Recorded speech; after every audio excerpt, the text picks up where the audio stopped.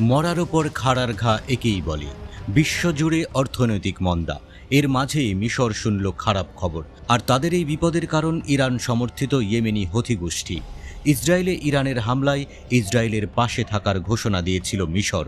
তার ফলে কি পেল তারা? লোহিত সাগরে ক্রমবর্ধমান উত্তেজনা, যার প্রভাব সরাসরি পড়েছে মিশরের অর্থনীতিতে। মিশরের কর্তাদের কপালে চিন্তার ভাঁজ। সুয়েজ খালের আয় নাটকীয়ভাবে কমে গেছে, জানিয়েছে মিশরের পরিকল্পনা মন্ত্রী। সৌদি আরবের রিয়াদে ওয়ার্ল্ড ইকোনমিক ফোরামে এক বক্তৃতায় মিশরের পরিকল্পনা মন্ত্রী হালা এল সাইদ বলেন, লোহিত সাগরে উত্তেজনার কারণে জাহাজ চলাচলে ব্যাঘাতের কারণে এই পতন ঘটেছে। সুয়েজ খাল বিশ্ব বাণিজ্যের জন্য একটি গুরুত্বপূর্ণ সামুদ্রিক রুট, ইউরোপ এবং এশিয়ার মধ্যে সংক্ষিপ্ততম শিপিং রুট। এটি মিশরের বৈদেশিক মুদ্রার অন্যতম প্রধান উৎস। ইসরায়েল সংশ্লিষ্ট বাণিজ্যিক জাহাজে হুথিদের হামলা এবং ইয়েমেনে মার্কিন যুক্তরাষ্ট্রের প্রতিশোধমূলক বিমান হামলার কারণে লোহিত সাগরে আন্তর্জাতিক জলপথে বাণিজ্যিক জাহাজ চলাচল প্রভাবিত হয়েছিল।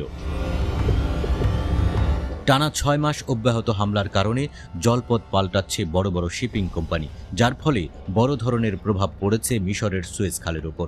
গত বছরের তুলনায় খাল থেকে আয় প্রায় অর্ধেকে নেমে এসেছে। গত 7 অক্টোবর দক্ষিণ ইসরায়েলে হামলা চালায় ফিলিস্তিনি সশস্ত্র গোষ্ঠী হামাস। এরপর গাজায় শুরু হয় ইসরায়েলের আগ্রাসন। এর জের ধরে লোহিত সাগরে ইসরায়েল সংশ্লিষ্ট বাণিজ্যিক জাহাজগুলোই আক্রমণ চালাচ্ছে ইয়েমেনের হুথি বিদ্রোহীরা। গত 19 নভেম্বর হুথিরা ইসরায়েলের সঙ্গে সম্পৃক্ত কার্গো জাহাজ গ্যালাক্সি লিডারের নিয়ন্ত্রণ নেয় এবং তা দখল করার ভিডিও প্রকাশ করে। পরবর্তীতে এই হামলা ঠেকাতে প্রতিশোধমূলক বিমান হামলা চালাচ্ছে যুক্তরাষ্ট্রসহ কয়েকটি পশ্চিমা দেশ। এসব কারণে লোহিত সাগরে উত্তেজনা বেড়েছে, প্রভাবিত হয়েছে আন্তর্জাতিক জলপথের ট্রানজিটও।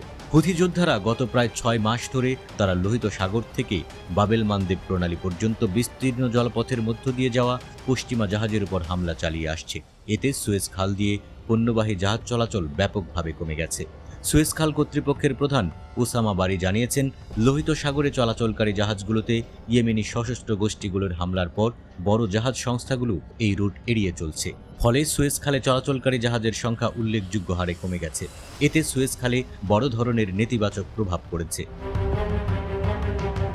জাতিসংঘের মতে ইসরায়েলি যুদ্ধের 6 মাসেরও বেশি সময় ধরে গাজার বিশাল অংশ ধ্বংসস্তূপে পরিণত হয়েছে। ছিটমহলের জনসংখ্যার 85%কে অভ্যন্তরীণ বাস্তুচ্যুতির দিকে ঠেলে দিয়েছে। আন্তর্জাতিক বিচার আদালতে ইসরায়েল গণহত্যার দায়ে অভিযুক্ত।